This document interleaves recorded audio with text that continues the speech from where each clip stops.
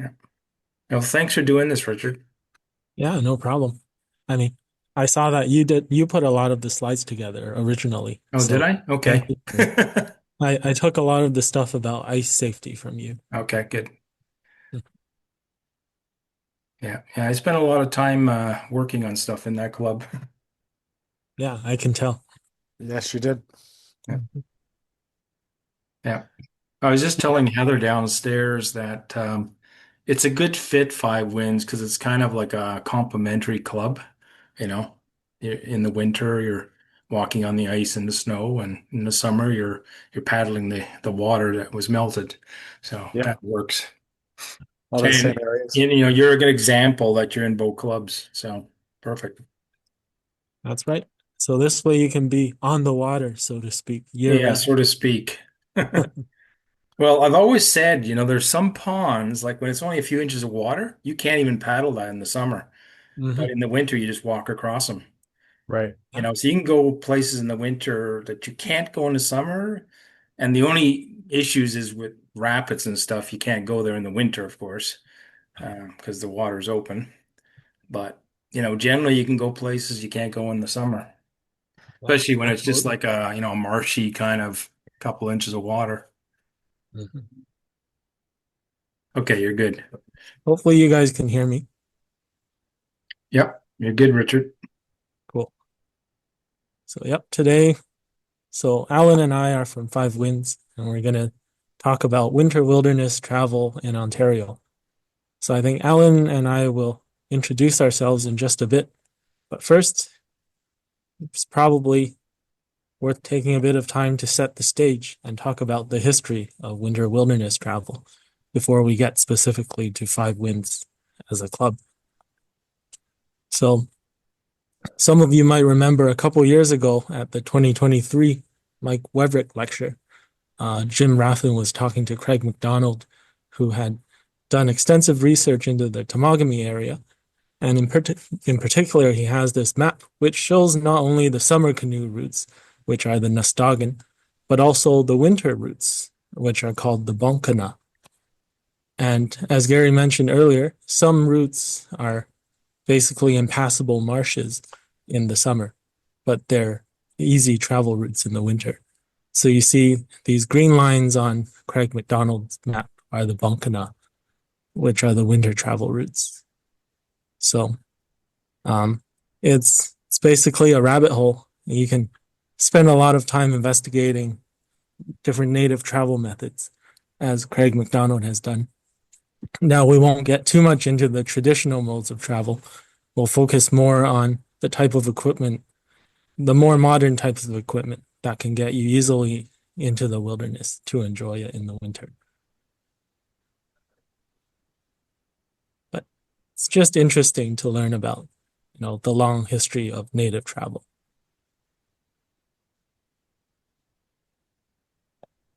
So that takes us to the Five Winds Trail area, which is a little closer to home in the GTA. So our trail area basically lies right at the southern edge of the Canadian Shield, mainly around the Gibson River. So being on the very southern edge of the Canadian Shield, well, first of all, no one's done a Craig level, McDonald level of research into this area. But we do know that the Canadian Shield was the traditional territory of the Anishinaabe, who were hunter gatherers and fishers who lived in small and isolated populations throughout the Shield. For example, one of the lakes in our trail area is called Go Home Lake, and there's a story behind how it got that name, which is when the voyageurs were coming through in the fall and they came across a small native settlement on Georgian Bay. They asked the natives where they were going, and the natives said Kewa, which meant go home. And that's because they were living near the coast of Georgian Bay in the summer. But in the winter, they moved farther inland to shelter from the harsher winters. So that would have been an Anishinaabe settlement. Furthermore, this area was also very close to what was called Huronia, which is the agricultural settlements of southern Ontario. around the Midland area.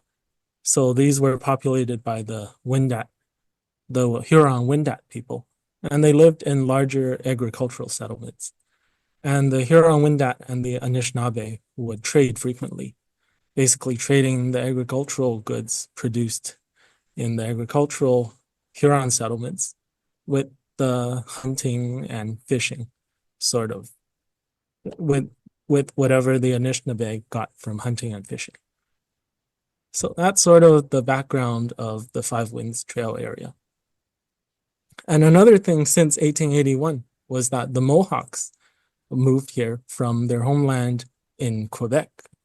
And that's because they were Protestants. And due to religious conflicts back home, the government gave them land to settle on, also in this trail area. So that's a little bit about the native history of our trail area. Now, in the more modern day, this sort of land was passed over for the extensive cottage development that happened farther north of Muskoka around the bigger lakes. So a lot of this land remained wild and unspoiled. And as a result, a lot of our land today lies within several different conservation reserves, as well as the Gibson River Provincial Park.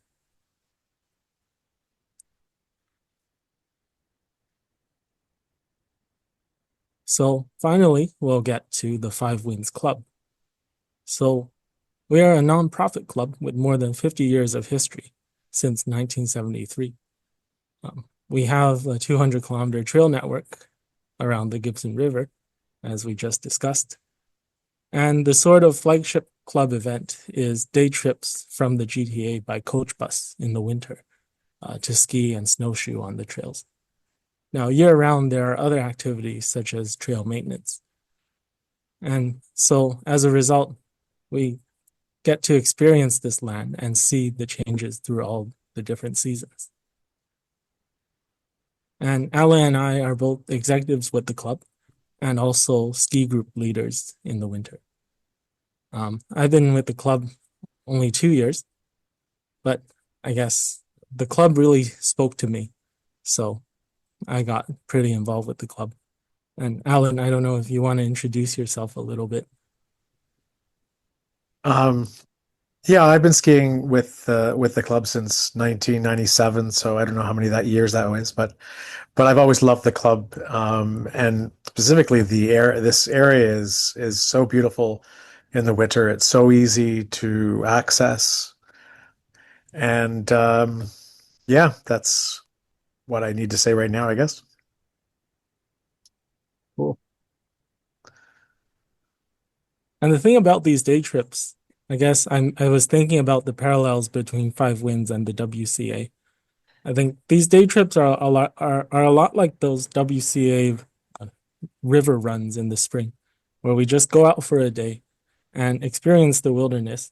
And not only is it a great way to have fun for a day and be out in the wilderness for a day, but you're also really building up those wilderness skills for if you ever want to go on a longer trip, right? Like you're getting to know your equipment, you're gaining experience for what to do when different things go wrong. So I see them not just as day trips, but also developing our wilderness skills over a longer period of time to be more comfortable and prepared in the wilderness.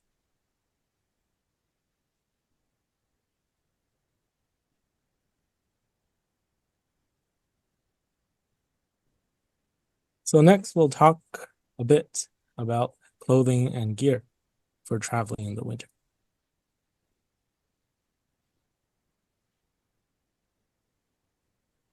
So one main point of focus is staying warm and staying dry. And especially when you're doing a vigorous activity like skiing or snowshoeing, it's surprisingly easy to sweat. And one good piece of advice is to dress to be a little bit cold at the beginning. It's surprising how few layers you actually need to wear when you're being active. So if you bring multiple light layers, that gives you the flexibility to fine tune your temperature and not to sweat too much. Because you simply can't afford to get yourself soaked with sweat. Because when you stop, then you'll be very cold. And that sort of layering up applies to gloves too. So you can wear lighter gloves or mitts. Or, for example, I figured out a system where I have different thicknesses of gloves that I can wear inside of a over glove that's waterproof and protects the inner gloves from the snow. And another piece of advice is to regulate with your neck, because around your neck, basically where your pulse is, that radiates a lot of heat if you leave it uncovered. So if you're hot, you can leave your neck uncovered, whereas if you're cold, you can cover it up. And that's a way to regulate your temperature. And another place that radiates heat is on your wrist, where you also have a pulse, and also the top of your head. And the final tip is to pack warm clothes. And not only that, but keep these sort of warm clothes and warm gloves in reserve, just in case you get into trouble and you really need to use them. So in general, we would take our warmest clothes, but keep them inside our pack in case we need them in an emergency or during an extended stop. And another good use for them is, for example, if we're having lunch. Usually we've been skiing vigorously all day, and when we stop for lunch, it's important to get all your warm layers on, even before you start feeling cold. And it's also important to cover up your extremities when you stop, because as soon as you stop, your body doesn't circulate. Your blood doesn't circulate as well, so your hands will get cold very quickly. So one way you can do is sort of fling your arms to try to enhance that circulation by literally whipping the blood to the tip of your fingers. So I guess during our usual ski day, the period during and after lunch is kind of a critical time for staying warm. It's surprising after you stop for a while how long it takes to get warm again. And one thing I like to do is crack open a packet of hand warmers at the beginning of lunch. So when I really need them at the end of lunch, they'll be heated up and ready to use.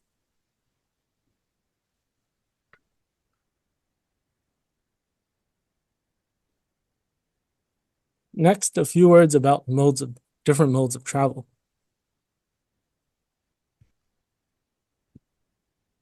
So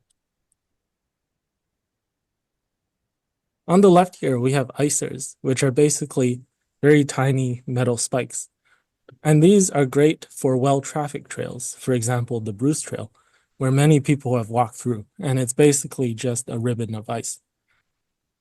And next up, we have crampons, which are sort of bigger spikes that attach to your boots with chains. And these are very versatile, and I find they work well in many conditions, except for very deep snow, especially if you wear them together with gaiters, which keep the snow out of your boots. And when you do have deep snow, you can use snowshoes. And I guess the club recommends a specific type of snowshoes, which are these MSRs. And that's because they have better traction than your usual round type of snowshoes. You can see they have these serrations on the edge, so they offer a lot better grip in challenging terrain. And the club has had horror stories with people bringing the wrong type of snowshoes and struggling during their outings. So we actually started loaning out a few pairs of these snowshoes. And finally, a lot of our members ski. Now, you really don't need very special equipment to ski in Ontario. Many different types of skis will work. In general, a wider sort of ski will give you more flotation in powder snow, but you really don't need specialized touring equipment such as skins.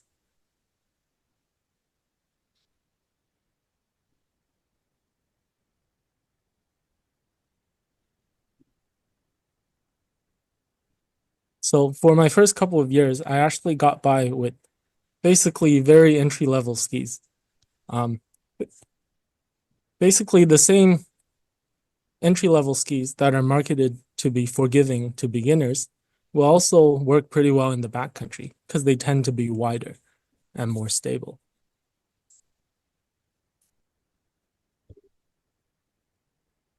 And one more mode of travel just for fun is canoe sledding, which Lure of the North successfully pioneered this past season, as you can see from their posts. They basically travel by canoe over open parts of the water, but also haul these sleds on their canoes so they can put the canoe on the sled and drag them over the ice. And apparently, this was based on a traditional mode of travel that was researched by Craig McDonald. So they didn't completely make it up from scratch.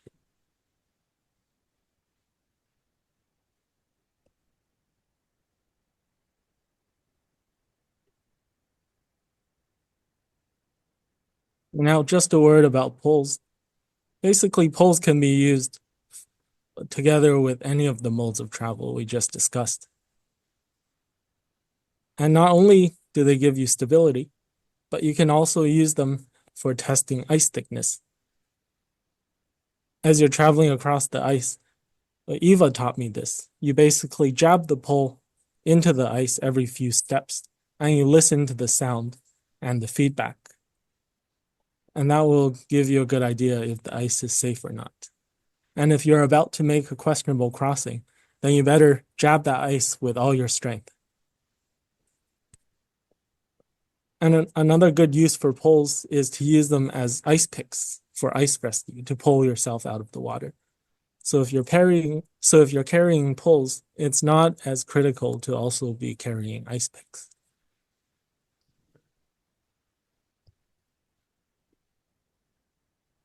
And I'll talk very quickly about blisters. Basically, blisters form when something's rubbing against your skin. It's your skin's natural defense mechanism to rubbing. So the trick is to get something to rub against something else that's not your skin. And one way to do that is to restrict the movement by lacing your boots creatively. Another way is to wear two socks so that the socks rub together instead of rubbing on your skin. And duct tape is another idea. Basically getting the sock to rub against the duct tape instead of against your skin.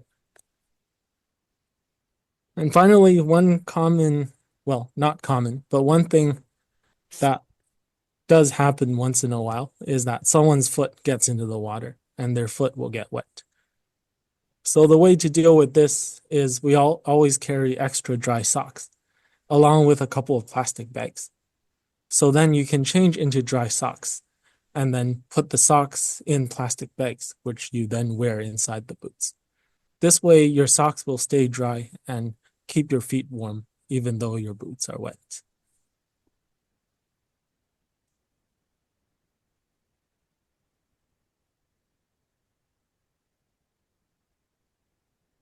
And one thing as you're out there in a variety of conditions is that you learn to deal with gear issues.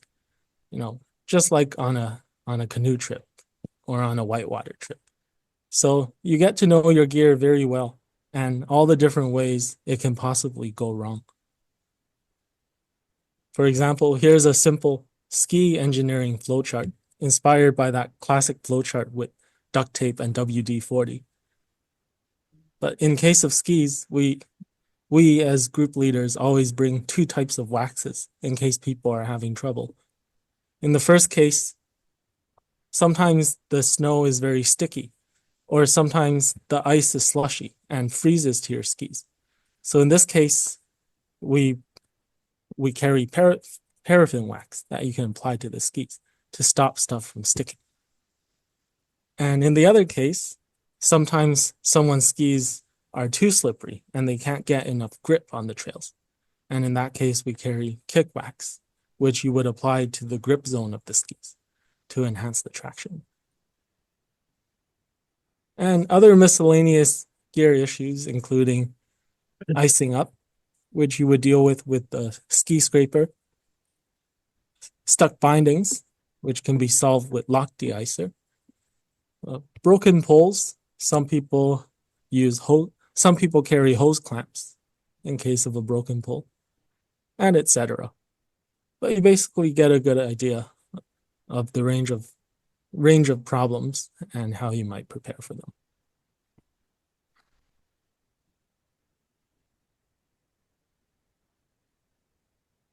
And the final slide in this section are just some useful items to bring for winter travel. And it's not an exhaustive list because we're all wilderness people. So we know how to conduct ourselves in the wilderness. But some things tend to be especially useful in the winter. In terms of food, it's good to bring warm fluids in a thermos so you have warm liquid when you need it the most, as well as an instant source of sugar and calorie-dense food. And this is because if you're hungry, that leads to being cold, and that leads to hypothermia and frostbite. And I've definitely had this experience myself when I was short on food, and I can feel my body starting to pull circulation back from my extremities and also my core temperature dropping. So definitely make sure you're carrying enough nutrition. In terms of clothing, we talked about bringing light layers, and this is a very classic sort of layering system where you would wear a moisture wicking base layer, wool or fleece mid layers for warmth, and a windproof outer layer. Now, when you're skiing or being active, we usually find that you don't need many of these mid layers at all.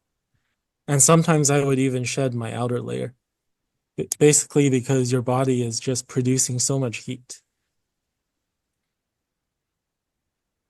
And if you do have an outer layer on, it's good for the outer layer to be very breathable. So oftentimes I don't wear outer layers that are completely waterproof, but instead I opt for a softer shell outer layer that's able to dissipate the heat more effectively. And this usually works well unless it's a particularly wet day. For example, if the snow is wet and slushy, or if it's raining. Otherwise, you can usually get away with wearing something that's not completely waterproof.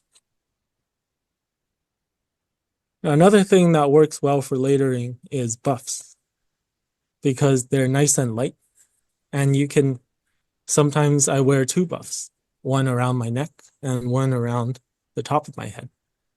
And buffs are good because you have the option of either covering the top of your head or leaving it uncovered. Now we talked about keeping your warmest clothes in reserve. And we also talked about bringing extra socks and plastic bags for soakers.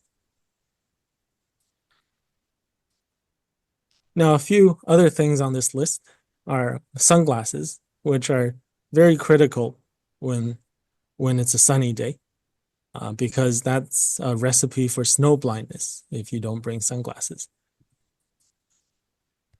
And it's very good to carry anti-fog wipes to keep them from fogging up, because you'll often be wearing sunglasses together with some sort of face covering. Even then, on some days, it's very difficult to keep your sunglasses fog-free. But I find that the anti-fog wipes help a lot.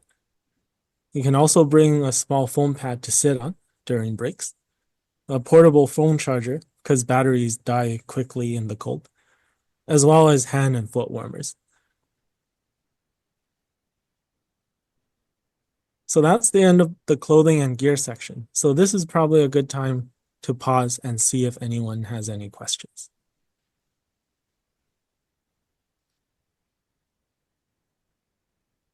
I have a question. Like it really comes down to, people's bodies on, what they and how much they sweat, right?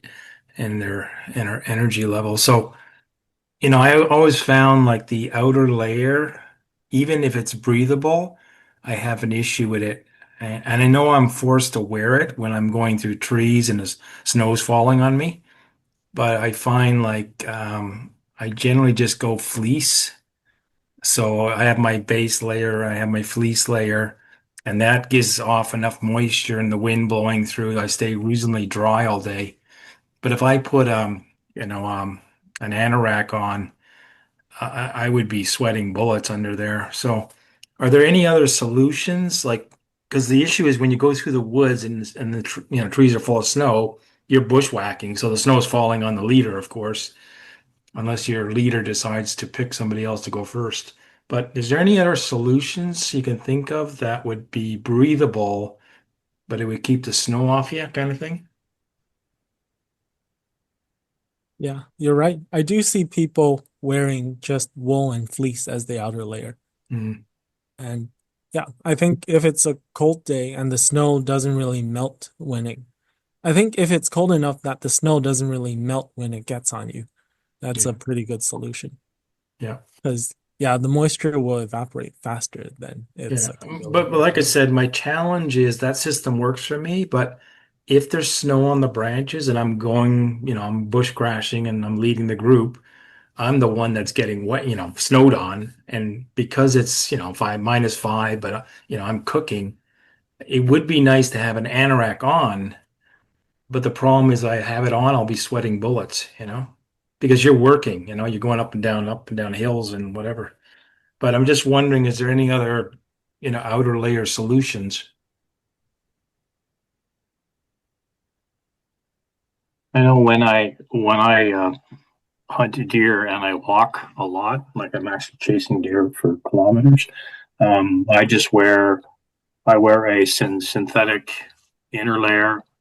I have depending on how cold it is, I might have a fleece, but then I just have a standard Mackinaw wool jacket on the outside. And I Mm, find if it's dry enough snow, even if there's lots of snow on the trees, it tends to just slough off. yeah. Now, I'm walking all day for like 4, 5, 6, 7 hours, and I find it works fine. But definitely, if there's wet snow, there has to be some sort of exterior light but breathable poly outer layer, just so you don't get soaked to the core. Yeah. Yeah, I'm just wondering, I know Eva's got this kind of anorak that's just kind of cotton. It's almost like tent canvas. I'm wondering if that would be because that would be breathable probably. Um, Yeah, yeah. I tend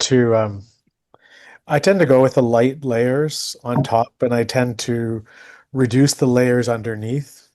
So I guess what I'm saying is I tend to do the opposite from what I thought, you might sort of do, and it might work very well, but I find that if I go really light on the insulated layers and I have one layer that sort of keeps the snow off me, the wind off me, whatever. I mean, sometimes you just get wet, especially if there's a lot of snow falling out of trees, and Yeah.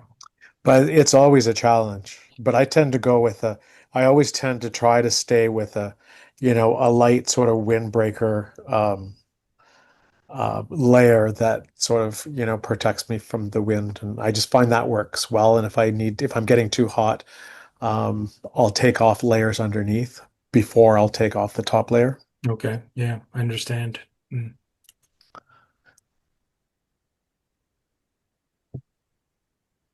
Mm. Looks like there's a range of personal preferences here. Yeah, there I is. think I'm like Alan. I also go with the windproof outer layer, but basically the thinnest sort of polyester outer layers you can find. Yep. So when you pack them away, they pack down into nothing because there's no insulation at all. It's basically just a thin sheet of plastic or thin sheet of polyester. Yeah, but I do see other people who just ski around in wool pants. I think wool pants I see more than wool tops. Mm. Yeah. The one comment I would have on the upper side is, I mean, people have got Marilla wool and then they also do the fleece.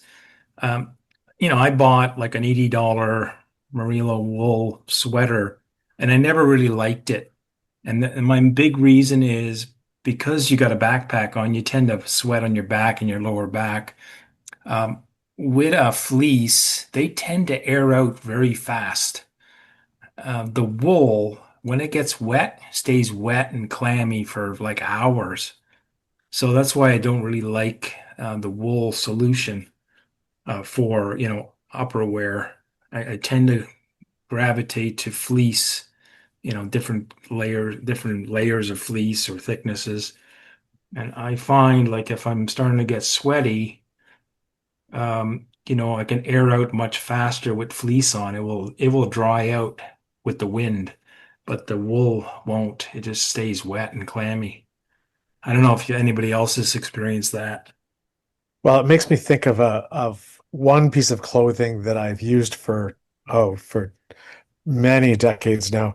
And it's a vest that I got from MEC, and it's very thick. It has a wind barrier in the front with a heavy sort of fleece layer behind. But the back panel on your back, when you were talking about Mm. wearing a pack, Baby's it's phones. very, very thin, breathable material. And it's an excellent piece of clothing for me anyway. Mm. Okay.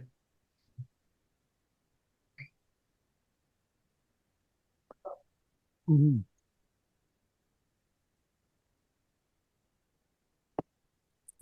I guess there's no substitute for trying different things yourself and seeing what you like the best. Yeah. With regard I to think I don't have enough experience with wool and fleece to really know the difference between the two. But if your wool feels damp and clammy, maybe you should double check if it's real wool. Because as far as I know, the wool should not feel damp unless it's like completely dripping with water. Like until it gets to that point, I think even if it absorbs a lot of water, it should feel pretty dry and warm. I just bought some wool. What's it called?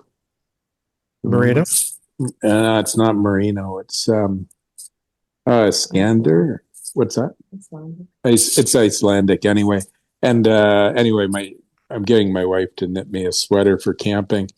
And it's supposed to repel the best. So I'll let you guys know next year. I'm excited to use it. I'm putting a little bit of pressure on Sunil and Start knitting. to start knitting. Yeah, yeah. But it was I don't know, it was $100 actually for the wool, I think. And but it's supposed to be the best for Icelandic wool, supposed to be the best for repelling. Yep. I'll take a look. Yep. Sounds interesting.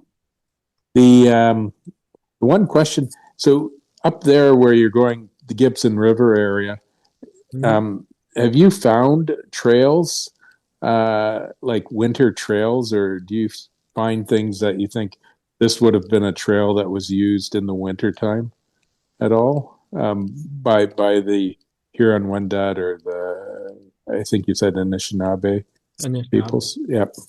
Yeah. There's definitely some routes or some trails that you can tell are pretty ancient. They've been there for a long time, and Yeah. some of them are just portage trails between lakes.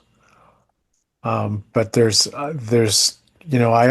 often think that there's a real history to some of the other trails besides our network of trails. Mhm. There are other trails and routes that seem to have some, I'm sure, have had some value historically.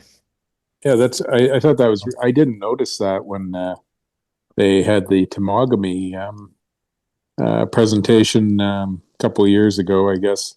I noticed the canoeing part, but I didn't notice the winter trails so much, or it slipped my Right. mind. That's really kind of exciting to think that. I don't know if anyone in WCA or Five Winds have done the what did you call them again? The bunk The Bonkana. bunkana. Yeah, it'd be interesting to follow up and to record some of these trips on the bunkana trails. Yep. Yep. I think Eva did a Temagami trip about 2 winters ago. She did. She was disappointed. Okay. about the The clear conditions? cutting. That was, yeah, she, I Yeah. think it was a tough trip, she said. Yeah. And there was a bit of, but so she didn't elaborate Okay. much further. So, Yeah. It was anyway, during my Baja trip, so I wasn't there. yeah, yeah, that's a stark But I difference. was definitely thinking of her. No. Yeah. Yeah, sure. Uh, So this map is online. It's on oh, Brian it Back's is. Ottertooth website. Okay. Yeah. Yeah. He That's has Craig it up in McDonald's several site. pieces. So I just stitched all the pieces together Yeah. into one big map. So let me know if you want my copy where I basically stitched his pieces together. Yep. Okay. It's Yeah. very fascinating. Makes me want to Yeah. go to Temagami. Yeah. The Hmm. only challenge is it's all native names. And there's also a lookup Excel spreadsheet that he has somewhere. So all the portage is, they're called like P156. Well, that's not 156 meters. That you got to look at the spreadsheet and look what portage 156 is. And it will tell you it's, a kilometer long or something. So the map by itself, you need the spreadsheet to go with it. And then Yeah. also all the lake names, they're not the English names. So you got to kind of transpose it into the modern day map, if you know what I mean.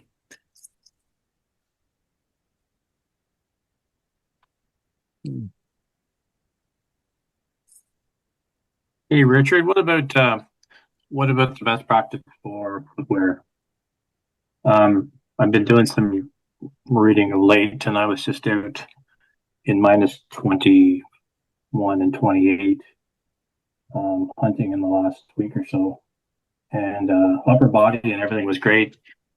I was set up well to walk in to my area where I was sitting, and then pulled out of the pack the the clothing required, cool down a little bit, get the outer layers on. Head and body were fine, legs were fine, but footwear. Um, what type of recommendations for wicking sweat away from feet, which I think is my biggest problem. So Your feet were soaked in sweat yeah, and you were wearing like winter boots. I had a light insulated winter boot, like a Sorel boot on, and I had two layers of synthetic wool socks on. I did actually have foot warmers in, but it was so cold that the foot warmers were rather quickly overwhelmed. So But your feet weren't cold. They were hot. no, they were cold, or maybe it's just me. I don't know. So Physics. I got a question. Were the boots a removable liner or a fixed liner? They're a fixed liner. Okay. And did you use the boots many days in a row? I did. Yeah. So they didn't dry out basically. One solution is you get removable liners and you flip liners every night. So you pull them out, you dry them by the fire. The other thing I notice is you can buy boot insoles to get more thickness under your foot. So if you're just standing there like waiting for a deer, you're not moving, right? You're just standing. Yep. You can feel the cold coming through your sole of your foot. Yes. You put an extra, eighth of an inch or quarter inch of liner in there. Even if you bought an old, your boot liners get wrecked every so often. You can just cut them up and make a base plate again and stick it in. That helps a lot. Uh, Okay. Good. one other trick, you can wear a vapor barrier sock. So you put your sock on as normal, maybe a light sock, like a dress sock almost. You can wear a garbage bag or a kitchen bag and then another sock on top. So your moisture stays with your inner sock. So if Okay. you get multi-day trip, you're giving off moisture like crazy to your boot every day, but you can't warm it up. I mean, the only thing to do is take it out at night and warm it by the fire, or You just leave it outside in the cold air and it will sublimate. But you put your second liner on then. So every day you keep switching liners. If you're going on a multi-day, skiing trip or Okay. snowshoeing trip. Okay. Yeah, but What is I that? think the main thing is you got to have a removable liner, so you can take it out and dry it. Yeah. And another possibility is you can have foam that you can stand on if Yeah, you're standing. And the other thing that I think is just the best purchase of that's $50 if you have electricity is a boot dryer. Like when we come back from paddling, because we paddled all last winter, and my boots go on the boot dryer. mm, But if you don't have electricity, that's not an option. But and the toe warmers are awesome as well. yeah. I think they even sell now. Um, like cyclists had this about 20 years ago. You can put a liner that has a battery in the liner at the base of your foot in your cycling boot or shoe. So it's a heated pad, battery powered. There's It's socks like only, it's only like a quarter-inch thick or something. Yeah. You can get there's battery powered phones. Yeah, that's true too. Yeah. there's socks. There are also socks that have those battery warmers. Yeah. All the sports are kind of interchangeable, whether it's paddling, Yeah. cross country skiing, downhill skiing. Yeah. Yeah. I kind of found out from cycling. We used to cycle all winter and it's bloody cold. So we'd have boot covers. The people that had money bought the insoles that are battery powered, because your foot's going around, but it's going around 20 miles an hour. So it's like constantly getting wind. Mhm. That was, yeah, it would get pretty nippy after a couple hours. Yeah, the issues I've had with cold feet have mostly been around cycling. I don't tend to get Mhm. suffer that much, but I'm not doing multi-day trips. We're just doing sort of one trip. But Yeah. the one thing that I'm going to look up is the insoles, the heated insoles. Yeah. For a day, that's a great idea. I find the warmers for cycling are amazing. Yeah. Yeah. You could jam in the chemical ones or Yeah, the battery ones, whatever. yeah, they save me. Yeah. For bushwork and snowshoeing. Cheryl and I have had pretty good luck with those Neoses, the New England overshoe, and we just in terms of liners, like Gary's saying, we each have two pairs of the wool or Lambskin, the lambskin liners that you get from that uh, Hoagies, Eggleys. Egley store up in Dryden. So you go for 8 hours and then you swap out the liners. Yeah. And yeah, so these Neoses, the New England overshoes, they're pretty good for keeping your feet nice and warm and ice fishing, that kind of thing. Yeah. Hmm. Mech used to have like 20 years ago, you can buy these vapor barrier socks.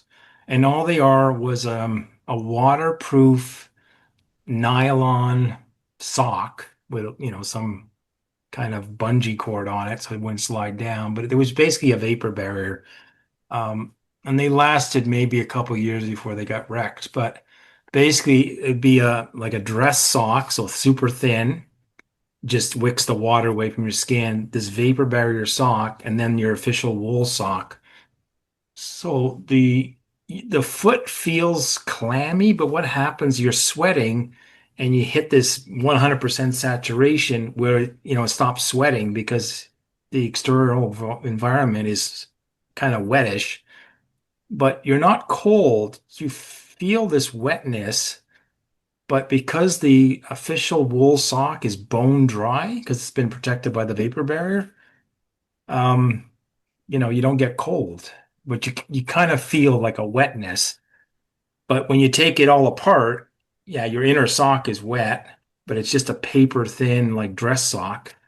It's just there to keep the vapor barrier away from your skin. But another option is just a bread bag or a, kitchen garbage bag, something because that's only costs like 5, 10 cents. You can just change, like it gets wrecked every time you go out, but at least it keeps all the moisture in and keeps it away from your insulated sock and your boot liner stays dry. So if I go for a big trip, like multi-days, that's generally what I wear because I don't want to carry two boot liners. I only want to carry one boot liner because it's all weight and space. I bought Gore-Tex socks probably 25 years and they're still going. Yeah. They still look brand new. I carry them every day skiing. I don't know that I've ever actually had to put them on, but they're always there. Yeah. I use them for paddling. And they just have a really good fit and they've been fantastic. Yeah. So the Extremely. Gore-Tex does breathe a bit, but it resists the motion, the moisture going into your sock, Yeah. into your insulated sock. But, it's a solution, but it's still breathing a bit moisture into your sock. Yeah. Yeah. On really cold days, I will put them on, but I don't tend to. They just sit in my pack. Yeah.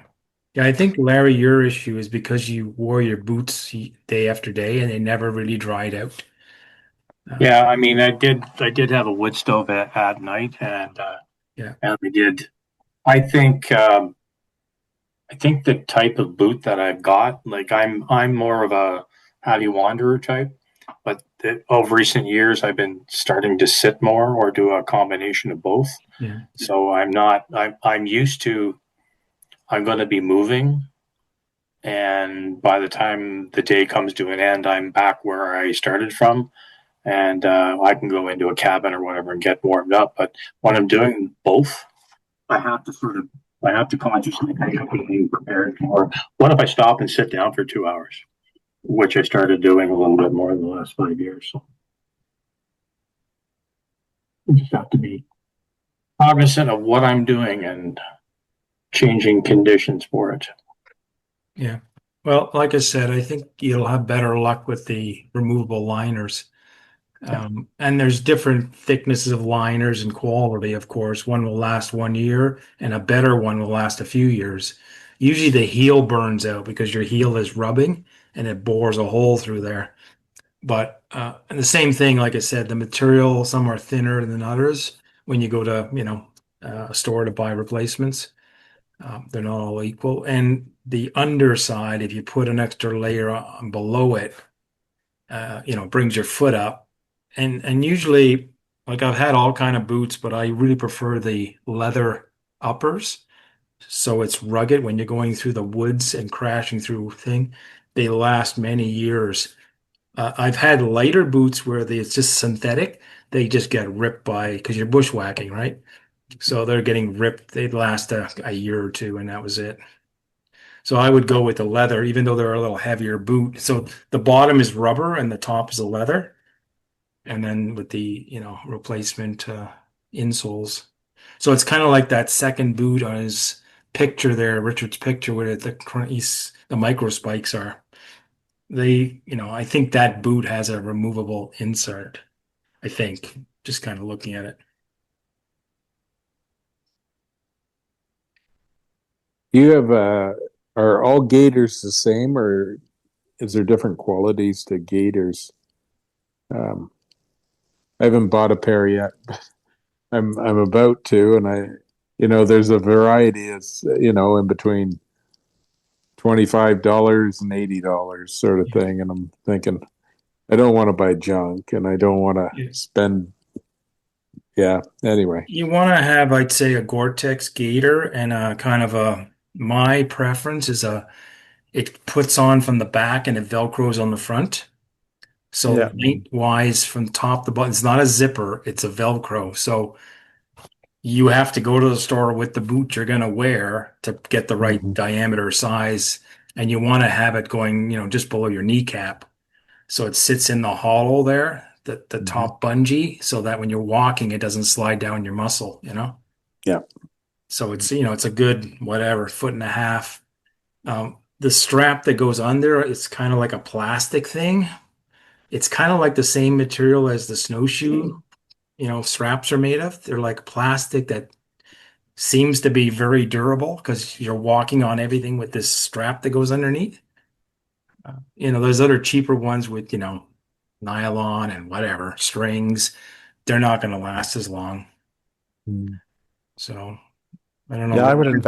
I would invest a Al? little bit. I've been really happy with mine. Same as sort of Gary, described the Velcros on the front. Um, and I've just kept them. I've been wearing them for 25 years. I've had Yeah, to fix them a yeah, couple times, but yeah. Same here. They're they pretty just they'll bulletproof. last the rest of my life, I'm Yeah. sure. I may have to fix them from time to time, but Yeah. Richard, what do you got on? So that's one point of view. I think the club advice is just any kind of gaiters is better than no gaiters. yeah, So true, there's two true. two points of view, right? The first point of view is buy it for life. The other point of view is sort of the Adam Savage sort of advice from Mythbusters. His advice is first buy the cheap tools, and then when you have the cheap tools and you know what you need out of the tool, then next time go and buy the right tool that fits your circumstances. Over the years, I've seen a lot of failures that, were pretty difficult to deal with. Because Gator you have related failure? the zipper is broken, Yeah, Yeah, it doesn't close. yeah. I'd stay away from zippers, that's all. yeah, Mhm. yeah. The issue is you're going through wetness. If you step in a puddle on a marsh or something, zippers and things freeze up. So now you can't even get it off. Yeah. You need to do something. So it's always a challenge, even with bindings. There are different bindings, and when you really look at bindings of snowshoes or bindings of skis, some when you get a splash of water on them, the water gets in there, and when you have to release it, the mechanism is set up that you have to push to release it, but you can't push because the water's underneath and formed ice. So there's no room to push anymore. So the thing is on there and you can't get it off. Different Yeah. bindings. So there are all kind of challenges when you get like going through slush on lakes and stuff. And the slush is naturally there because the ice pushes down on the water and the water goes through cracks and you end up with the lake ice kind of forms like a sine wave where there's a slushy area, then it jumps up, then there's another slushy area. So you could be going in and out of slush. Yeah. That's a great segue. Let's move on and There you talk go. about ice. And I think Gary will know this material well because this is one of the old Five Winds decks that has Gary's name all over it. Mhm. So let's talk about ice. And then when we're done, we can go back to whatever gear discussion to our heart's content. So I guess ice is a big part of safety because ice travel is one of the things that has more inherent risk to it. But to counteract that, we it's basically experience. You learn the theory, as Gary said, behind how ice forms, and also the experience of reading the ice and knowing and just being out there in different conditions. It's really a lot like the risk of running a rapid. And you learn to read the water, you learn to read the ice. So now going on to Gary's slides. So basically, ice forms when the air gets cold and the top layer of water falls below freezing. And at this point, it's called black ice because it's clear, it grows like a crystal. So at this point, the surface of the water is 0 degrees where the ice is forming. But the bottom of the lake is still 4 degrees because water is the densest when it's 4 degrees. So the dense 4 degree water basically sits at the bottom of the lake all year round. And if you're into science, water is a strange substance because it's one of the few substances that actually gets less dense as it cools down. And that's how we're able to have ice covered lakes. And otherwise, If water was like a normal substance, lakes would freeze from the bottom up, and it would be hard for fish and other animals to survive the winter. But because of the way water is, this allows basically the bottom of the lake to remain unfrozen year round, and for fish and other species to live out the year under the ice. So the bottom of the lake is 4 degrees. The top of the lake is 0 degrees where the ice is formed. Now, in other places like the Rockies, where it doesn't snow much, basically this blue ice will keep building. And that's how you get these beautiful, clear, pristine frozen lakes. And you can skate on them and you can see straight down through the water because it's all black ice. But that's not Ontario because it always snows. So soon after the black ice forms, it's going to snow. And the snow's going to form deposits on top of the ice. It cracks the ice in spots and it weighs it down. So at that point, the lake water floods the surface, it mixes with the snow, and it forms slush. And when that slush refreezes, because the air is still cold, that's when you get white ice. So this ice is basically fallen snow that's mixed with lake water and refrozen. And this ice is white because it's filled with air, and it's not as strong as black ice. But basically, every lake you're going to see in Ontario is going to be white ice, except you'll see black ice in places where the ice has recently frozen and the snow hasn't had a chance to accumulate yet. So black ice in Ontario should be treated with relative caution if you see it. Now, this is the slide that Gary sort of mentioned.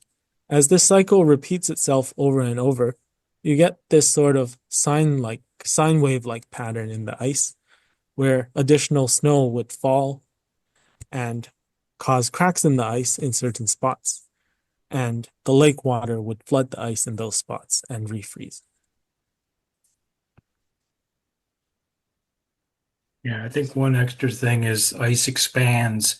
So you'll see on the shoreline, the ice it's pushing outwards and it pushes out and runs up the shore or around a rock or something. So you'll see these little folds happening at the shoreline. And they could be on a bigger lake, they could be a foot high, 2 feet high, where it buckles up. Right. Yeah, it's a very detailed diagram, Gary. Thank you. Yeah, We get weird stuff tends to happen on the shorelines. So usually you'd be well advised to stay away from the very edge of the ice, the part closest to the shore, because you don't know if it's just recently been cracked and buckled.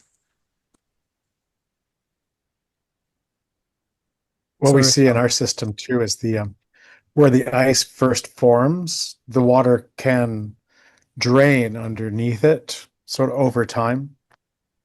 And sometimes so that will create sort of instability along the shoreline.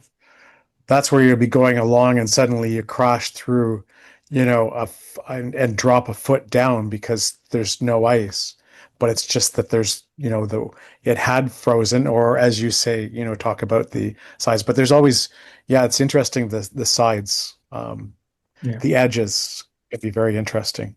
Yeah, you kind of see that a lot on beaver ponds because the ice kind of sticks to the trees, but the beaver pond might have dropped, Yes. A foot. Yeah. Where the beaver pond blew out, the beaver got eaten, and the beaver pond blew out, and it dropped 2, 3 feet. And you'll see these ice sheets stuck to trees 2, 3 feet in the air because the beaver pond. Right. Yeah. Yeah. And back to what Eva was mentioning about when you hit the ice and it goes taut, you know there's a big air pocket under that ice. It's not sitting on the water. The water dropped an inch or two and it's just kind of hovered, levitating there.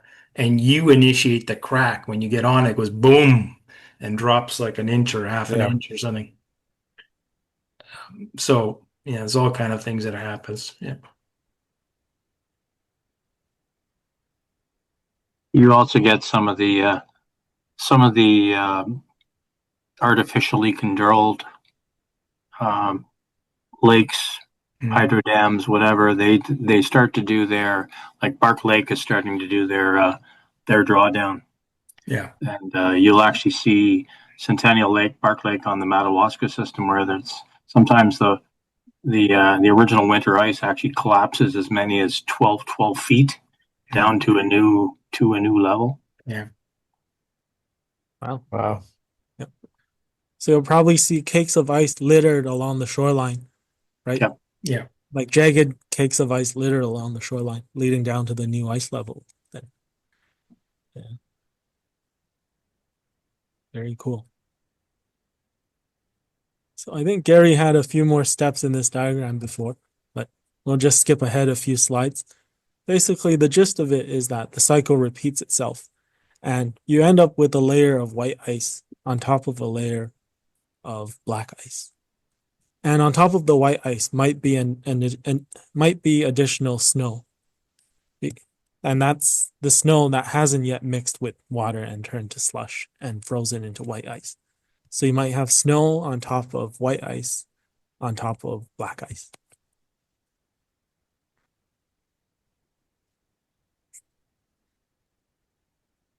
So that sort of answered the question whether slush is alarming. Now, slush is not necessarily a sign of thin ice because it's a natural part of this ice formation cycle. So sometimes, so you sort of have to look at the temperature trends throughout the season. And if you know the ice has been thick enough, if the ice has built up to a sufficient thickness, then it could be safe to travel on slush. Still, the big problem is that if the air is freezing, then the slush, which is basically water, will freeze on everything that it touches and create all sorts of problems.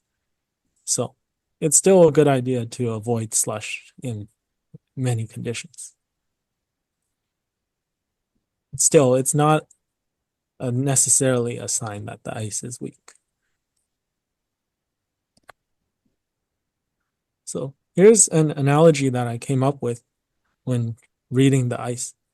So even on the previous diagram, even when the ice is very thick, remember that the bottom of the lake remains at 4 degrees all winter long. So I like to think of this 4-degree water as lava. And you want this lava to stay at the bottom of the lake where it belongs. But wherever there's moving water, for example, at narrows or along creeks and at beaver dams, this lava will get close to the surface. And wherever it gets close to the surface, it will eat away at the ice cover and make the ice weaker. So keep that in mind as we discuss the following slides, where we talk about reading the landscape and reading the ice. So this slide sort of just shows that you can sometimes look at the horizon, look for dips in the horizon to see where there might be creeks leading in and out. And where there is a creek, you'll often see snow cover with a depression in the middle. And wherever you have a uniform snow cover with a depression, that's a sign that there might be running water underneath, because for some reason the snow hasn't accumulated there. So in this case, you would stay away from where the creek is running and take a path up along the side.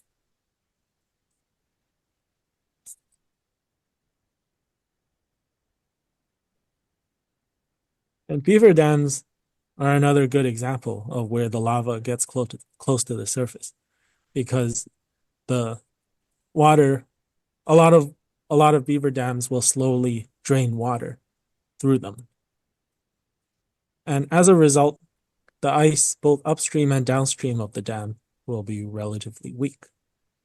And as it says here, sometimes you can smell the water before you can see it. You can smell the tannins, the plant tannins in the water.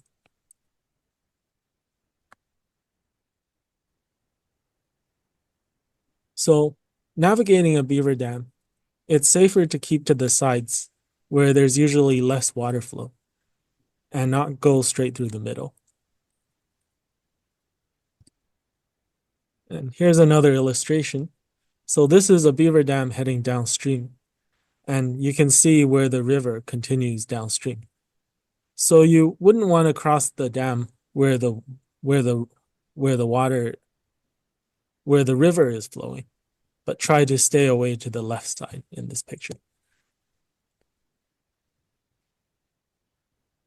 And another example, this time looking upstream, we see open water under the dam. And this is the lava that is seeping out from the dam. And this can remain open all winter long, no matter how cold it gets. And even upstream of the dam, even though there's ice cover in this case, this is still a situation where a lot of caution is warranted.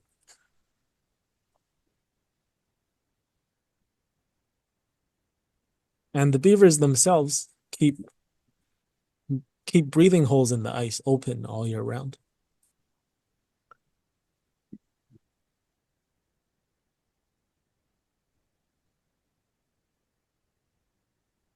And now we'll talk about marshes. And since marshes are not as deep as lakes, they often freeze first. But they also contain decaying vegetation, which produces heat. And as a result, their water temperature might be warmer than a lake, and the ice might be less reliable.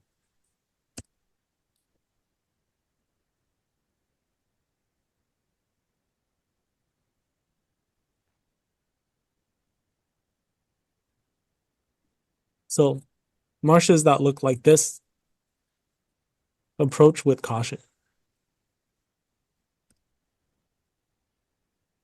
And especially around areas where there's vegetation growing, it can act like insulation and keep the snow from freezing. Basically, the vegetation creates air pockets and prevents the snow from freezing into white ice because it holds the snow up above the water.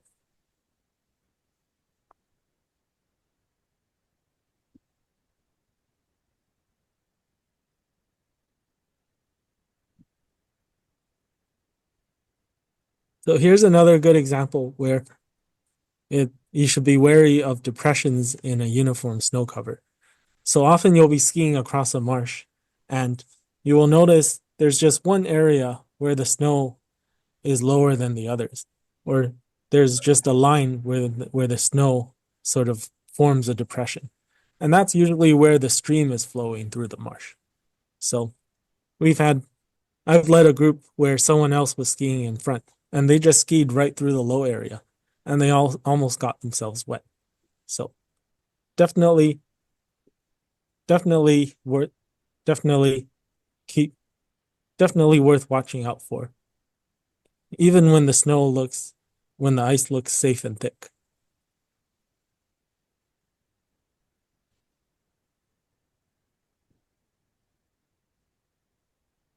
Okay, I think we're almost near the end. We'll talk a bit about rivers. So again, you want to avoid wherever the water is flowing, basically where the river gets narrow, and also on the outside of bends. Usually the inside of bends is safer because it has slower current. And the next few slides have some good satellite illustrations of where there's current and therefore unsafe ice. In this case, it's a lake that funnels into a narrows, and this narrows has open water.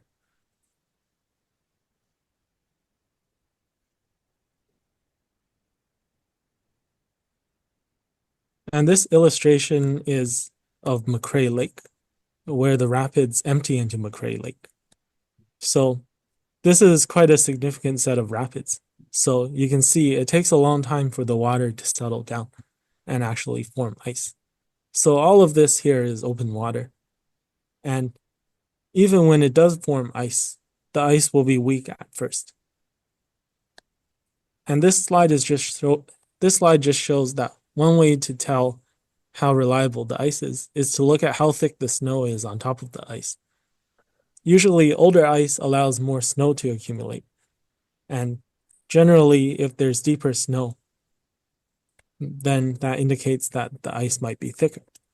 Now, the caveat to this is that when it's windy, the wind will sweep the snow clear in exposed areas. So it's not a completely reliable indication.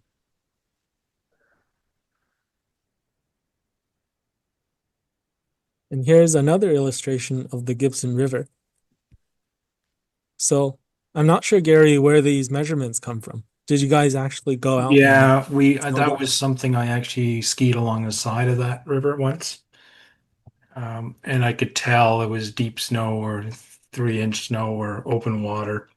I think we went from Gray's Rapids to Go Home area, Go Home Dam. I think we went up that valley just to the east of Go Home Dam, right? the one that says 3 inch. And anyways, we had lunch at the 2 inch where the open water was way on the left side there. Mm-hmm. We came in on the right side at the 12 inch thick channel from the north, and then skirted along the shore. And where we saw open water, we probably were on the shore. Yeah, so that was actual like, skiing along or snowshoeing in this case, or maybe skiing. I can't remember, skiing or snowshoeing. And so that was just observation to say that the inner bays, froze first and didn't have running water, so they had lots of snow and the shelter of the valley, so the snow dumped there. Right. Well, that's fantastic. You did a field study, basically. Yeah, I don't know if you're going to hit upon drilling holes in the ice. No, that's Okay, too advanced, so I removed that's those. too advanced. Okay, so I used to have this drill. It was like a hand drill, and I, you know, researched a lot on the full deck is like 50 slides on all the theories of ice and stuff. But I researched a lot on beaver dams, and I crept up to the edge and figured out 4 inches, 2 inches, 3 inches, 1 inch. Right. The same with ponds. I came to the conclusion that with about 2 inches of ice, you can walk on it, snowshoe on it, ski on it. Mhm. But once you got a little below 2 inches, when you step and there's open water, you could see the vibration in the open water. Or, in the spring around tree rings, the ice would melt. And you can judge the thickness of the ice by the vibration of you walking on the ice. So it Right. would give you an indicator without actually drilling a hole through the ice. Yeah. But I had this drill, so every outing I would drill a hole to convince everybody how thick the ice was. So having a drill, I think would be my suggestion to most leaders to have some kind of drill. And they do sell these ice drills. You can buy a cheap one. It's kind of a hollow steel or aluminum if you really want to go the expensive route. It's basically an ice piton that drills into, if you want to do ice climbing. I would buy an 8 inch long one, and you basically drill a hole in like under a minute with this aluminum tube, and you kind of use this spinning thing. It's called, well, I can't remember what it's called now, but it's basically an ice drill that used to do ice climbing, and you screw into the face of the ice, and then you put your carabiner there and your ropes, and off you go. But you can use that ice drill to check the thickness. So I think the rule is about 6 inches for a skidoo and 8 inch for a car and 12 inches for a truck. But if you had an 8 inch ice drill, and if you gone 8 inches, you only need about 4 inches for human travel safely. But like I said, I've done ponds with 2 inches, and I could cross them with no issues. So 4 inches is by the book, I think. Right. I think skidoos is 6 inches you need, and a car is 8, and a pickup truck is 10 or 12. Yeah. Can't say Yeah, a can't say I've margin of seen error. people use a drill on a 5 winds trip. Yeah. Yeah. It's probably being conservative. Yeah, well, I mean, it's the lightest, cheapest thing you can do. And the drill I used to have would take literally under a minute to drill an 8-inch hole. But I lost that drill somewhere along the way.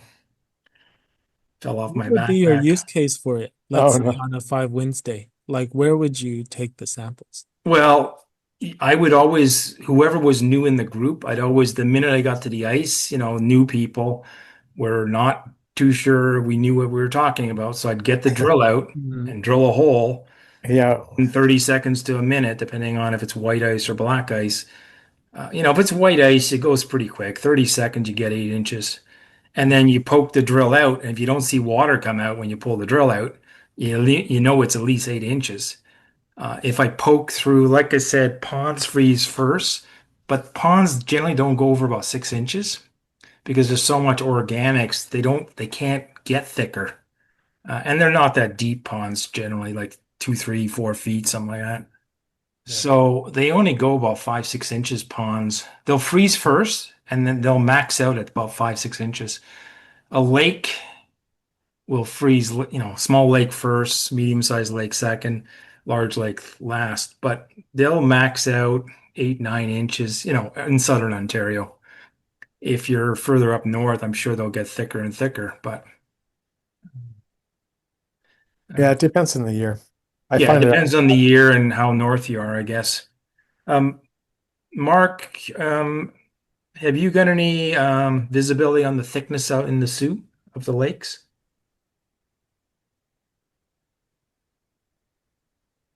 Most of our lakes haven't frozen at all. It's open water. Yeah, but I'm generally in the middle of the winter. If you're an ice fisherman or something, you'll know the thickness.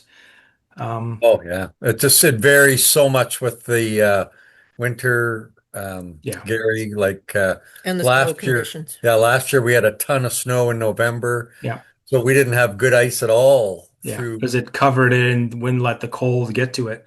Yeah, Yeah, exactly. yeah, yeah.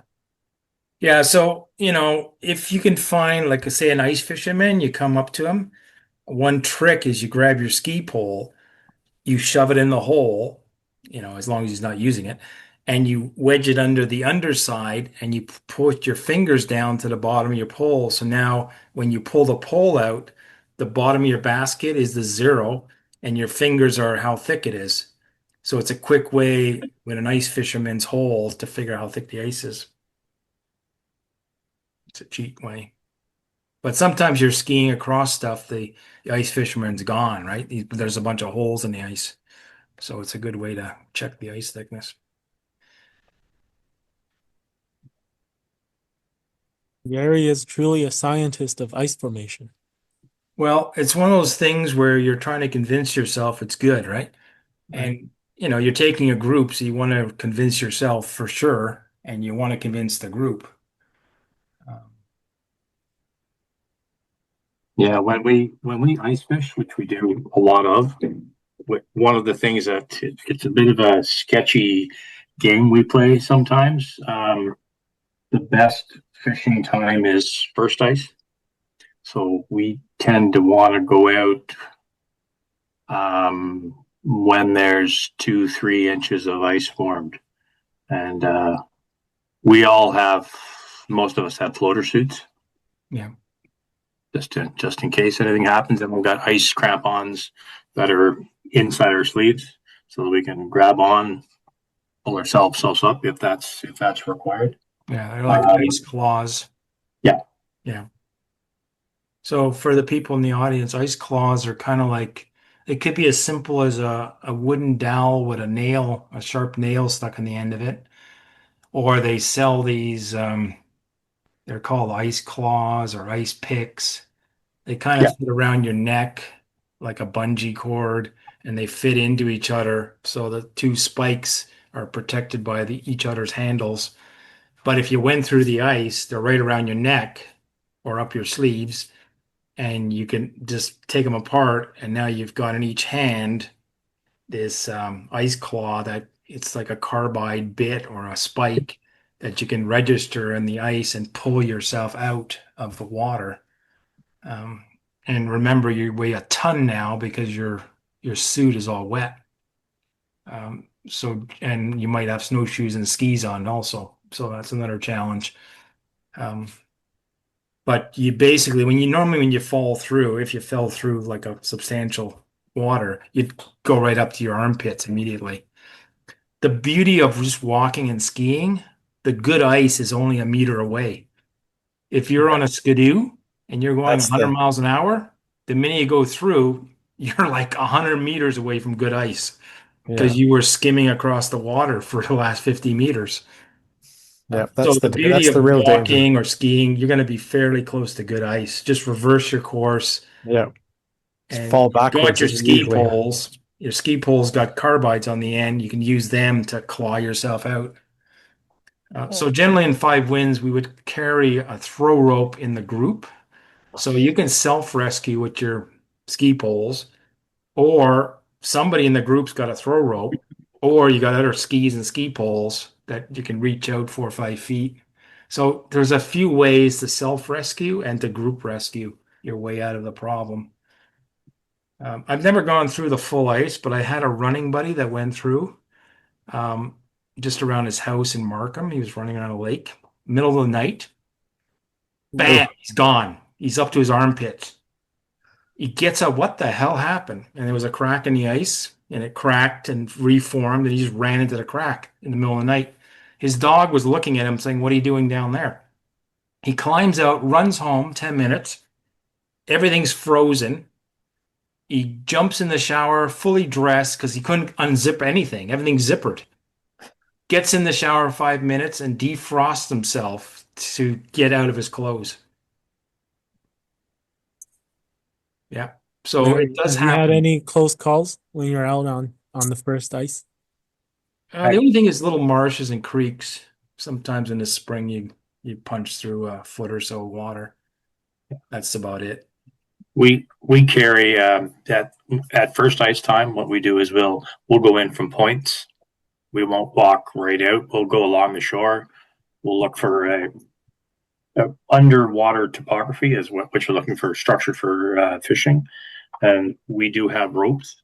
And we do have we'll tie off my canoe throw bags, uh, tether them on, and go out with a steel spud, which is like a 10-pound steel thing, and you're sounding all the way out, Mm, and you get to a certain point, and then when you feel before you get to a point where you think it's risky, you'll drill test holes mm, all the way out, and if you're on 2 to 5 inches of ice, you're really good, but you've got to literally you can't just trust your eye. You have to sound with the steel spud, and then you get so far, drill a hole. Get so far, drill a hole,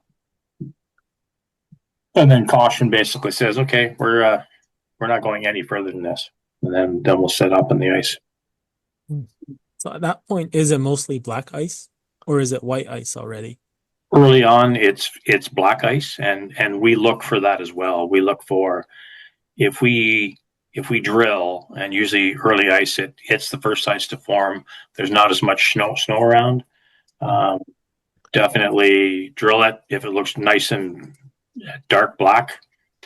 2 to 3 inches of black ice is extremely stable. right. Very cool. So you guys go very conservative. The Uh, ice drill that I was talking about, not the one I had, but the one that's available commercially, is called an anchor. It's by Pezzel. I put a link in the chat. If you click on that, I would recommend like the 8-inch long one. These are the high tech ones, ultralight, aluminum, super duper. It's about $100. I had a friend, Louise, who she bought some steel versions of this. They were like maybe $30, but the light versions are like you need an 8-inch one. It's like I said, it's used by ice climbers. It works really well. You can screw an 8-inch hole in like under a minute. Um, but that's the aluminum version. The steel one, which is heavier, would be about $30, $40. And you clip it to your pack and you use it once an outing to prove to yourself and the group it works. That's what I We would recommend for, That's anybody that. actually a good point. Like using it once a trip just to confirm your Yeah, it's just, information. I mean, you're Right. carrying it. For me, it's dead. Like after the first outing or two, the next January, February, it's going to be super thick. Right. But you're trying to convince the people in your group that, and because I was one of the leaders that, any new people, I would grab them and off we went. You want to make sure they're comfortable, right? Uh, and there's not only that, it's like I mentioned, you're walking on ice, you hear a big boom, the ice is moving. It's a little nerve-wracking the first outing or two.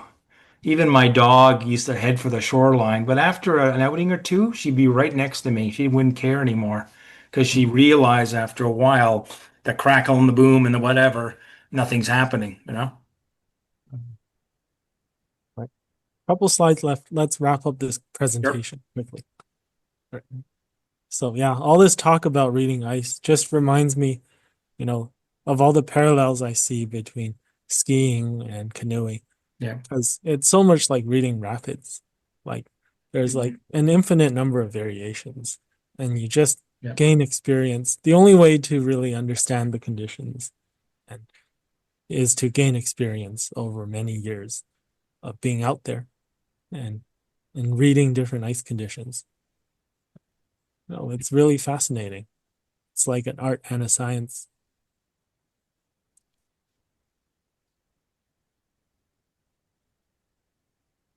Okay, so this diagram sort of summarizes kind of what we're talking about and illustrates a couple of ways you would cross this river that minimizes the risk. And it's very counterintuitive because before I knew all this stuff, I would always try to cross where it's the narrowest because I'm thinking I'm minimizing the distance that I have to cover. But no, it's actually the other way around. You want to cross at the wider points where there's slack current. Those are the safest ways to cross. And it's only by dumb luck that I didn't get myself wet before I knew all this theory.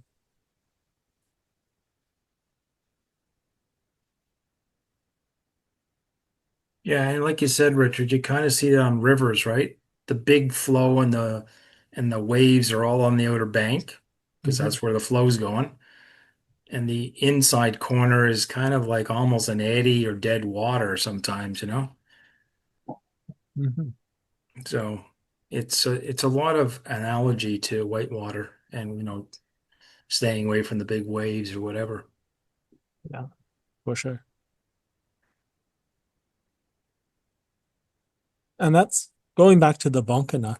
Um, I think Craig explained that part of the reason they had these Bonkana was to avoid the dangerous part of the waterways because some of the Nostagan they would travel in the winter, but some they had to stay away from because of these dangerous currents.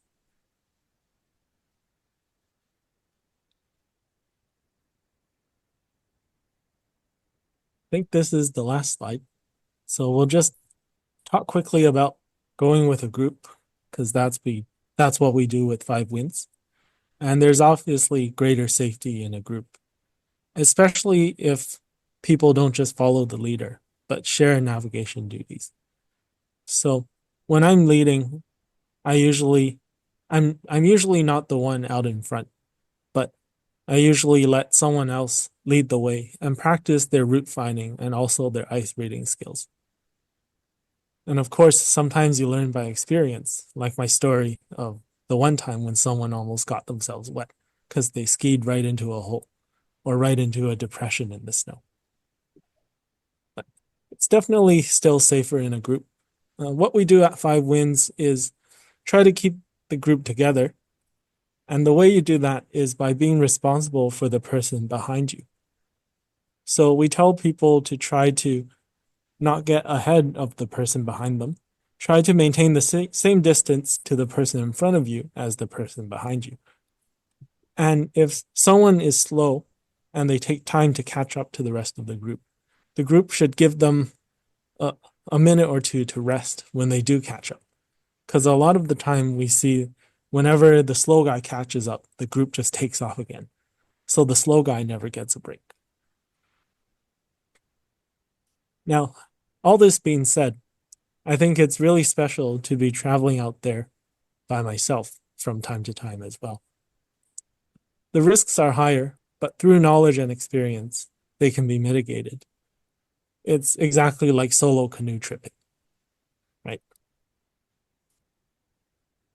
And so when I'm by myself, some things I would do would be to stick more to the trails, because all of the Five Winds trails are land-based.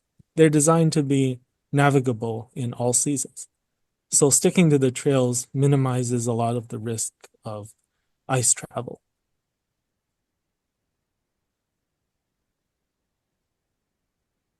And yeah, that is the end of the presentation. So I think I'm really thankful that I discovered these two clubs, and they're really complementary in a way because they allow me to engage with the wilderness year round. And I think both canoeing and cross-country skiing drew me in with their challenge in a similar way. It's sort of the challenge of finding balance, of moving efficiently, of working with nature rather than against it, of sort of being present in the moment and reacting to the ever-changing condition. And finally, they're both a journey of lifelong skills development. So no matter where you are, I hope this well, a lot of you are already very experienced in the outdoors in the winter.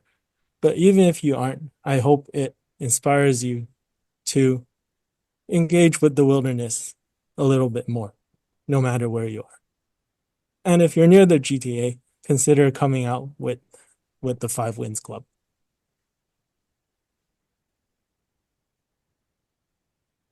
And that's it. Thank you. Thanks very much, Richard. Very informative. Thank you, Richard. Thank you, Richard. Yeah, that was great. Yep. Which is your favorite group, the WCA or the Five Winds? Careful now. You don't have to answer that on video. That's okay. No. No, I wouldn't mind coming out with you sometime. That'd be wonderful. Super Yeah. cool. Thank you. I know it's it's a bit- I know Eva is part of boat groups also. And I think she's mentioned Five Winds before in her talks when she was doing the Arctic treks. I think when I went with her last winter, everybody was Five Winds Yeah. up on the Des Moines, I think. And Mhm. they were fit. Oh my goodness. They were a Yeah, fit bunch yeah. of people. That's the thing. It's a fit crowd because you're going up and down these little mountains in Gravenhurst area. It's I mean, there are easy outings. You just do a smaller loop, but there are some people you try, for traverses. A bus drops them off here, and 6 hours later they pick up over there somewhere 15K away. And it's a full day, 6 hours of up and down and in and out of valleys. There's no trail sometimes. It's fun. It's like adventure because you're bush crashing, right, Richard? Sometimes you're just going where your nose points you, and you're trying to find the route through places where you're trying to take the easiest route, but the safest route. Um, for me, I tend to stick to ponds a lot because it's fairly flat. Yeah. And then it's like canoeing. You're portaging to the next pond set or lake set. But if it's windy, you don't want to be in the open. So ponds are kind of small, so generally they're not too big. But it's neat just traversing the land, as Eva would say. Is it predominantly cross-country skiing, or is there snowshoeing as well? Both. Yeah. There's groups for both skiing and snowshoeing. Yeah. About 6 or 8 people per group.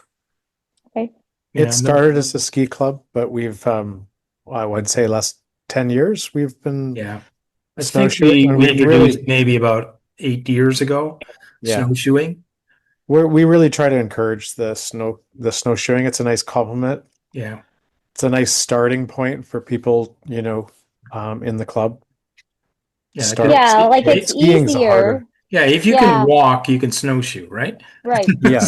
But And I skiing probably is the have, next level because you're yeah, going up and down hills and especially the yeah. down, I you don't know? think I've cross country skied in 45 years. I'm Yeah. a downhill skier. Yeah. It's a Wow. lot easier. Yeah. Well, and it's challenging when the boards don't go exactly where you want them to go and you're going down a hill Exactly. and there's Yeah, trees everywhere, right? yeah. So it's, That's actually the last time I cross country yeah. skied. I broke my ski going down the hill. Yeah. I'll try not to do that, but yeah, I think boat are a lot of fun. I started cross country skiing with the club, but then I kind of morphed to snowshoeing just to try drag in new people. But it's good because there's like a kind of a winter camping aspect too, you know. You can snowshoe, go winter camping. Um, and like Richard's mentioned, there's quite a few people in boat clubs that cross osmosis or whatever happening, um, which is There's good. really no distinction for me anymore. I think Yeah, one of the really special things now that I've been with Five Winds a couple years is really engaging with the land year round. yeah, Because in the summer I did a couple canoe trips up the Gibson. yeah, So I got to see the land that way. yeah, And then in the fall, I went out trail clearing basically every weekend. yeah, So, you just learn to love the land in all seasons yeah, and you get to know really well like what the land is doing. yeah. You know what I love? Monday morning, I go into the office and people would look at me, and I had like my sunglasses on, so I had white eyes, but I'm like tan, like I was in Mexico, right? And they go, "Where have you been?" And I go, Yeah. "Lakehurst," or McRae or whatever. I mean, you get such a tan because the snow is reflecting, Mhm. and you're basically you're not wearing a lot of clothes because you're working, right? It's -5 or something, but it's pleasant. And people are always amazed. I was like super tanned in like February or March or whatever. It's because I'm outside doing all this good stuff, you know? So The snow tan is real, that's for sure. that's it. And the sun is stronger in the winter too. Yeah, I guess so. I mean, I think it's just the whole reflection of the snow. Mhm. Yeah. Anyways, Only thanks very thing, much, the only Richard. thing that's missing for me is a spring whitewater run down the Gibson. I've never been down the Gibson when the rapids are actually rapids. Yeah, I think yeah, it's true. that's Yeah, I guess you got to go early enough. yeah, that's the Um, next. That's I the have done a trip in there, maybe two trips. Was, summer or fall, whatever. It was just, pretty well flat water paddling, yeah, going around beaver dams and stuff. yeah. You got to catch her at the right time. But Hap Wilson's written up the river Yeah. as a whitewater run. So Yeah, I don't, when I think about it, there's not much whitewater. I mean, there's little swooshes, but there's not a lot of, I mean, there's the falls, but you wouldn't want to do that. yeah, there's I not a mean, huge amount. It's mostly a flat water trip. yeah, it's a flat water, I would say. And I would say no, it's a flat water trip. There's little like rocky things. You got to walk your boat through it. It's just rocky, Yeah.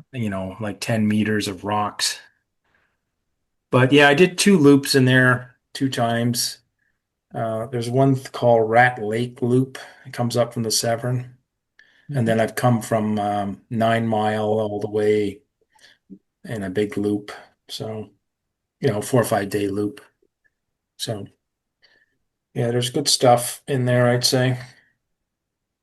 And the And it's go home, amazing I've done because it's that. so close to home. Yeah, That's what I love about it. yeah. It's like The having Mascouche River, the go home dam, all that I've done. Georgian Bay loops in there. I've done the Moon River, the Mascouche River loop a couple years back. So yeah, that whole area, like whatever you can look at, you can do. But it's a mixture of cottage country, right? So you just got to be prepared. And people will come up to you, "Where'd you come from?" Like they've never seen a canoeist in whatever lake. Okay. So yeah, it's exciting. Anyways, yeah, I was looking online here. The steel ones are like $70 and the super duper ones are like $100. Well, this is American too, so But I gotta say, those little ice, what do they call ice screws? They really work well. They like you just turn them like not a lot of force, and they just chew their way right through the ice. And so that would be the way to go versus making a homemade drill, because anybody can just shell out $100 and you're all set. Sounds like something I should look into. Yeah. Well, I Eva put the just taught link in us to the thing there. So Eva just taught us to use our poles to test the ice. yeah. Because Well, I like I think said, when the ice is thin enough that it really poses a danger, I think you will get through it with a hard jab of the pole. yeah, he could, but yeah, I would say this is a good trick because, like I said, when you're coming up to something sketchy, Yeah. you just stand offshore 1 meter, you drill a hole, okay, and then you go 5 meters, drill another hole, okay, this is fine. You go, 10 meter, and you quickly convince yourself, oh yeah, this is bulletproof. But it's, the sketchy things when there's a river and it opens up into a little lake and then a river again, and you have to get across the friggin' thing, right? Like that crooked lake that you showed in your satellite picture. We went through there. So one of the things when you're doing winter travel, go on satellite, look at your whole route and see where the danger points are. Where is that crooked lake? A crooked lake is in Queen Elizabeth II. Oh, I see. Yeah, so we did like a double traverse of the park a few years ago with I think it was actually my trip. I think. Well, I know Eva was on it. It was about 6, 7 of us, maybe 8 of us. And it started off great. And then the second day we got rain, so we got stuck in camp for a whole day. So it was supposed to be an 8-day double traverse of Queen Elizabeth II, 4 days to get, east to west and then back again a different route. And because we got rained out, we got lost the whole day sitting in camp while it's raining. And then the next day we had like an inch of water, but it went to minus 15 or 17 at night. So it was like pure shiny ice that everything was melted and frozen. But it was like you had to wear your icers or snowshoes because the ice was so slippery, you couldn't walk on it without, some kind of traction device, either your snowshoes or icers. So for the next day or two, we were walking all these lakes heading west with an occasional creek here and there. And then eventually we turned south into Crooked Lake, uh, which had this opening into the next lake system, and we had to go through that area. Anyways, it was exactly like you see on satellite. It was open water, and we kind of crept along the shoreline for a bit. But because we got so much, yeah, we kind of came. See, it says up the top there, Crooked Lake. We kind of came across the top of that where it says lake ice and then went to the east shore and then down the east shore a bit and then a whole series of ponds heading east again. But in the summer, you can paddle up this, of course. It's just a slow moving nothing. It's like you don't even feel the current. But because we got all this rain the day before, everything was moving. So everything that could be flowing was flowing. Right. So, anyways, yeah, it's a couple years back.